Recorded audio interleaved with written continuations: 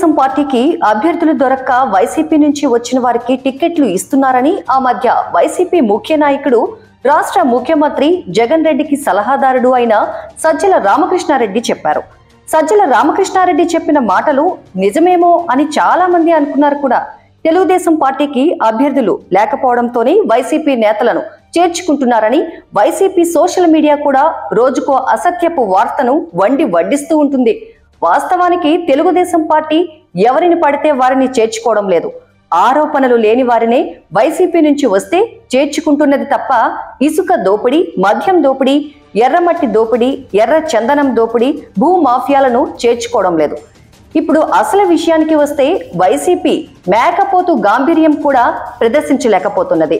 అభ్యర్థులను కోడి ఏకల్లా తీసి పారేసిన జగన్ రెడ్డి ఇప్పుడు అభ్యర్థుల్ని ప్రాధేయపడే స్థితికి వచ్చారు. ప్రాధేయపడటం అటుంచి అప్పటి వరకు నియోజకవర్గానికి ఇంత డిపాజిట్ పెట్టండి, అలా డబ్బు డిపాజిట్ పెడితేనే సీట్ ఇస్తాం అని చెప్పిన వైసీపీ ఇప్పుడు డబ్బులు ఎదిరిచ్చేందుకు సిద్ధపడుతుంది. అంతేకాదు అలా చేసినా కూడా అభ్యర్థులు దొరక్కపోవడంతో తెలుగుదేశం పార్టీ నుంచి నాయకులను తీసుకొని వారిని ఆదరా బాదరా పార్టీలో చేర్చుకొని టికెట్లు ఇచ్చేస్తున్నారు జగన్ రెడ్డి. అది కూడా తెలుగుదేశం పార్టీలో ఉండి రాజకీయాలలో ఏ మాత్రం చురుకుగా లేని వారిని బతిమాలి చేర్చుకుంటున్నారు. అయ్యో జగన్ రెడ్డి, నీ పరిస్థితి ఎంతగా దిగజారిపోయింది అంటూ వైసీపీ నేతలే కన్నీరు పెడుతున్నారు.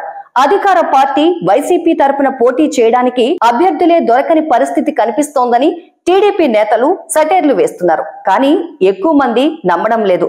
కానీ వైసీపీ నుంచి వచ్చే జాబితాలు చూస్తుంటే ఎవరికైనా అది నిజమే అనిపిస్తోంది. 2 పేర్లతో జగన్ రెడ్డి 7వ జాబితా విడుదల చేశారు. ఆ రెండింటిలో కొత్త సమన్వయకర్తల్ని నియమించారు. పాతవారు పార్టీలో ఉంటారో లేదో తెలియని పరిస్థితి. అందుకే అప్పటికప్పుడు వెదుక్కొని టీడీపీలో ఉన్న నేతల్ని పిలిచి మరీ సీట్లిచ్చారు. ఈ సీట్లలో అభ్యర్థుల్ని చూసి వైసీపీ నేతలు కూడా పరిస్థితి ఇంత ఘోరంగా ఉందా అని ఆశ్చర్యపడుతున్నారు. పర్చూరుకు సమన్వయకర్తగా నియమించిన ఎడం బాలాజీ అనే నేత టీడీపీలో ఉన్నారు. ఆయన చాలా రోజులుగా రాజకీయ కార్యక్రమాలకు దూరంగా ఉన్నారు. పైగా అమెరికాలో ఉంటున్నారు. పర్చూరులో ఆ మనిషి హ్యాండ్ ఇస్తాడని, టికెట్ ఇచ్చినా సరే చీరాలలో ఇండిపెండెంట్ గా అయినా పోటీ చేస్తాడన్న ఉద్దేశంతో ఆయనను తప్పించాలని నిర్ణయించుకున్నారు. ఎవరికి సీట్ ఇవ్వాలో తెలియక ఎడం బాలాజీని అమెరికా నుంచి పిలిపించారు. జగన్ రెడ్డిని కలిసినట్లుగా ఓ ఫోటో విడుదల చేసి ఆయనను సమన్వయకర్తగా ప్రకటించారు. ఇక కందుకూరు ఎమ్మెల్యే మానుగుంట మహిధర్ రెడ్డికి టికెట్ నిరాకరించారు. ఆయన స్థానంలో వేరే నియోజకవర్గానికి చెందిన పెంచలయ్య అనే టీడీపీ నేత కుమార్తెను ఇన్ఛార్జిగా నియమించారు. పెంచలయ్య ఈ నెలలోనే వైసీపీలో చేరారు.